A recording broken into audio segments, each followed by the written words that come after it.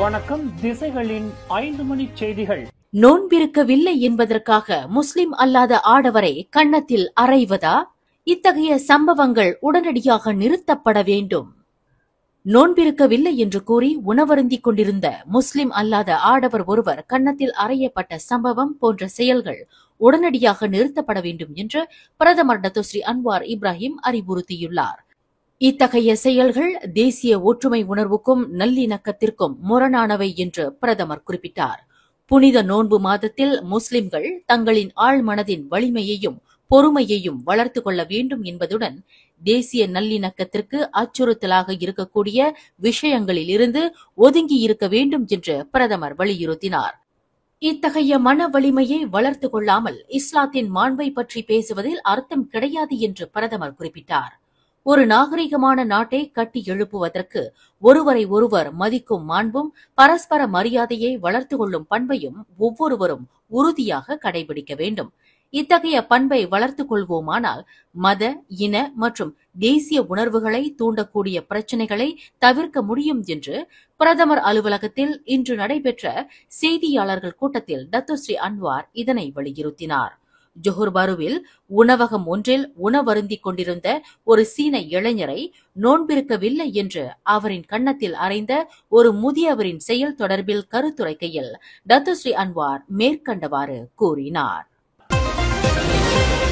நோன்பு நேரத்தில் உணவகத்தில் அமர்ந்து உணவருந்தியதாக கூறி சீன ஆடவர் ஒருவரை கன்னத்தில் அறைந்து காயப்படுத்தியதாக கூறப்படும் முதியவர் ஒருவர் இன்று பிற்பகலில் ஜோஹர் பாரு மஜிஸ்ட்ரேட் நீதிமன்றத்தில் மீண்டும் நிறுத்தப்பட்டு குற்றம் சாட்டப்பட்டார். அப்துல் ரஸாக் இஸ்மாயில் என்ற 65 வயதுடைய அந்த முதியவருக்கு எதிரான குற்றச்சாட்டு இன்று காலையில் மஜிஸ்ட்ரேட் நீதிமன்றத்தில் கொண்டு வரப்பட்ட போதிலும் தொழில்நுட்ப காரணங்களால் அந்த முதியவருக்கு எதிரான குற்றச்சாட்டு தற்காலிகமாக மீட்டுக் கொள்ளப்பட்டது. எனினும் புத்ராஜயாவில் சட்டத்துறை அலுவலகத்தில் இருந்து கிடைக்கப்பெற்ற புதிய உத்தரவை தொடர்ந்து அந்த முதியவர் பிற்பகலில் மீண்டும் மஜிஸ்ட்ரேட் நீதிமன்றத்திற்கு கொண்டுவரப்பட்டு மஜிஸ்ட்ரேட் ஏ ஷார்மினி முன்னிலையில் அவருக்கு எதிரான குற்றச்சாட்டு வாசிக்கப்பட்டது. கடந்த மார்ச் 16ஆம் தேதி ஞாயிற்றுக்கிழமை மாலை 6:15 மணியளவில் ஜோஹர் தம்போயில் உள்ள ஒரு பேரங்காடி மையத்தில் 21 வயது எலிஜா லிங் ஜாவ் ஜோங் என்பவரை கன்னத்தில் அறைந்து காயப்படுத்தியதாக அந்த முதியவருக்கு எதிரான குற்றச்சாட்டில் தெரிவிக்கப்பட்டது. எனினும் இன்று காலையில் குற்றத்தை ஒப்புக்கொண்ட அந்த முதியவர் பிற்பகலில் நடைபெற்ற விசாரணையில் குற்றத்தை மறுத்து விசாரணை கோரியுள்ளார். குற்றவாளி என்று நிரூபிக்கப்பட்டால் ஓராண்டு சிறை தண்டனை அல்லது 2000 ரிங்கிட் அபராதம் விதிக்க வகை செய்யும் குற்றவியல் சட்டத்தின் கீழ் அந்த முதியவர் குற்றச்சாட்டை எதிர்நோக்கியுள்ளார். முதியவருக்கு எதிரான வழக்கு விசாரணையை வரும் ஏப்ரல் 29ஆம் தேதிக்கு ஒத்திவைத்த மஜிஸ்ட்ரேட் ஷர்மினி அந்த முதியவரை 2000 ரிங்கிட் ஜாமீனில் விடுவிக்க அனுமதி அளித்தார். பினாங்கு மாநிலத்தின் புதிய ஆளுநர் பதவிக்கான வேட்பாளர்கள் பெயர் பட்டியல் பரிசீலனைக்காக பிரதமர் அலுவலகத்தில் சமர்ப்பிக்கப்பட்டுவிட்டதாக மாநில முதலமைச்சர் சவ் கன் யாவ் தெரிவித்துள்ளார். தற்போது பினாங்கு ஆளுநராக பதவி வகித்து வரும் துன் அமட் ஃபுசி அப்துல் ரஸாக் பதவிக்காலம் வரும் ஏப்ரல் 30ஆம் தேதியுடன் முடிவடைகிறது. புதிய ஆளுநர் பதவிக்கு சிலரின் பெயர்கள் முன்மொழியப்பட்டுள்ளதாக சவ் கன் யாவ் தெரிவித்தார். பினாங்கு ஆளுநர் பதவி என்பது மாமன்னரால் நியமிக்கப்படக்கூடியதாகும். அப்பதவிக்கு நியமிக்கப்படக்கூடியவர் 4 ஆண்டுகள் உள்ளடக்கிய ஒரு தவணை காலம் அப்பொறுப்பில் இருப்பார். ஆளுநர் பதவிக்கு யாரை தேர்வு செய்வது என்பது மாமன்னரின் விவேகத்திற்கு உட்பட்டதாகும். நடப்பில் உள்ளவரின் பதவிக்காலம் நீட்டிக்கப்படவில்லை என்றால் புதிய நியமனம் அவசியமாகிறது. அனைத்தும் அரசியலமைப்பு சட்டத்திற்கு உட்பட்டதாகும் என்று சவ் கன் யாவ் விளக்கினார். கோலாலம்பூர் அனைத்துலக விமான நிலையத்தின் வாயிலாக நுழைவதற்கு முயற்சி செய்த வங்காளதேச பிரஜைகளின் வருகை மீண்டும் முறியடிக்கப்பட்டது. கிரிக்கெட் விளையாட்டாளர்களைப் போல நாட்டிற்குள் நுழைய முயற்சி செய்த 15 வங்காளதேசிகளின் வருகை நேற்று முன்தினம் முறியடிக்கப்பட்டுள்ள வேளையில் நேற்று செவ்வாய்க்கிழமை 36 வங்காளதேச பிரஜைகள் உட்பட 45 அந்நிய நாட்டவர் நடப்பு நிபந்தனையை மீறி நாட்டிற்குள் நுழைய முயற்சி செய்தனர். விமான நிலையத்திற்குள் உளவுத்துறை போல கண்காணிப்பு நடவடிக்கையில் ஈடுபட்டு வரும் மலேசிய எல்லை பாதுகாப்பு கட்டுப்பாட்டு ஏஜென்சியின் மூலம் 45 பேர் வருகை முறியடிக்கப்பட்டதாக அந்த ஏஜென்சி இன்று வெளியிட்டுள்ள ஓர் அறிக்கையில் தெரிவித்துள்ளது. விமான நிலையத்தில் நேற்று காலை 9 மணி தொடங்கி சுமார் 3 மணி நேரம் நடைபெற்ற சோதனை நடவடிக்கையின் போது குடிநுழைவுத்துறை சோதனை சாவடி மையத்தை விட்டு வெளியேறாமல் விமான நிலையத்திற்குள்ளேயே சுற்றித் திரிந்த 115 அந்நிய நாட்டவரிடம் சோதனை நடத்தப்பட்டது. இதில் 45 பேர் மலேசியாவிற்குள் நுழைவதற்கான நிபந்தனையை பூர்த்தி செய்யும் நிலையில் இல்லை என்று அந்த ஏஜென்சி குறிப்பிட்டது. தடுக்கப்பட்டவர்களில் 36 பேர் வங்காளதேச பிரஜைகள் ஆவர். இதர 9 பேர் பாகிஸ்தான் பிரஜைகள் ஆவர் என்று தெரிவிக்கப்பட்டது. 12 வயதுடைய தனது மகளை பாலியல் பலாத்காரம் செய்து ஆபாச படம் எடுத்து அந்த வீடியோவை தன் வசம் வைத்திருந்த தந்தை ஒருவருக்கு சிரம்பான் செஷன்ஸ் நீதிமன்றம் இன்று 7 ஆண்டு சிறை 4 பிறம்படி தண்டனை கொடுக்க உத்தரவிட்டது. 43 வயதுடைய அந்த நபரின் வக்ர செயலை கடுமையாக கண்டித்த நீதிபதி டத்தின் சுரிதா புடின் அந்த நபர் தனக்கு எதிரான குற்றத்தை ஒப்புக்கொண்டதை தொடர்ந்து மேற்கண்ட தண்டனையை விதித்தார். 12 ஆண்டு 8 மாதம் நிரம்பிய தனது மகளை அந்த நபர் தொடர்ச்சியாக பாலியல் நடவடிக்கையில் ஈடுபடுத்தி வீடியோ படம் எடுத்து வந்ததாக குற்றச்சாட்டில் தெரிவிக்கப்பட்டது.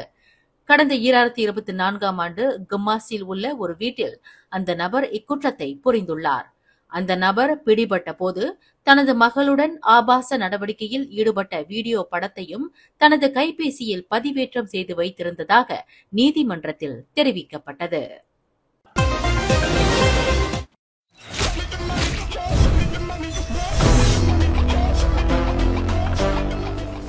தென்னிந்திய திரைப்பட முன்னணி நடிகர்கள், நடிகைகள், இயக்குநர்கள், இசையமைப்பாளர்கள், பின்னணி பாடகர்கள், நகைச்சுவை நடிகர்கள் கலந்து கொண்டு விருது பெறும் நிகழ்வு பினாங்கு மாநிலத்தில் ஸ்பைஸ் அரீனாவில்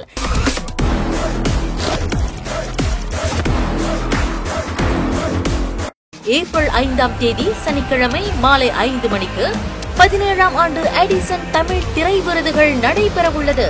அந்நிகழ்வில் பார்வையாளர்களாக கலந்து கொண்டு நிகழ்ச்சியை கண்டுகளிக்க இன்றே முன்பதிவு செய்வீர். myticket.asia.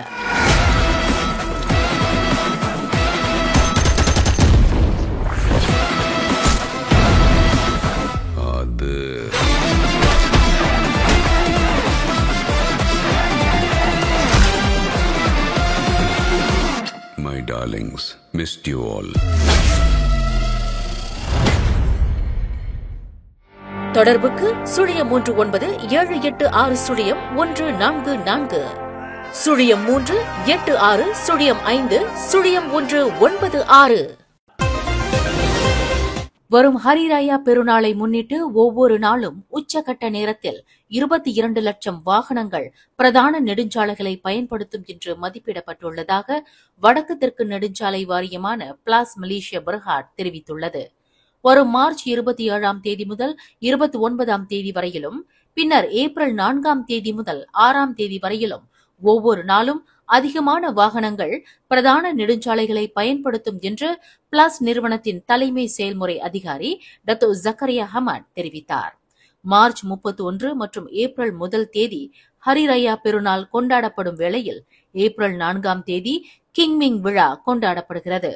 வாகனங்களின் எண்ணிக்கை எதிர்பார்ப்பதை விட சற்று கூடுதலாக இருக்கலாம் என்று மதிப்பிடப்பட்டுள்ளதாக அவர் குறிப்பிட்டார்.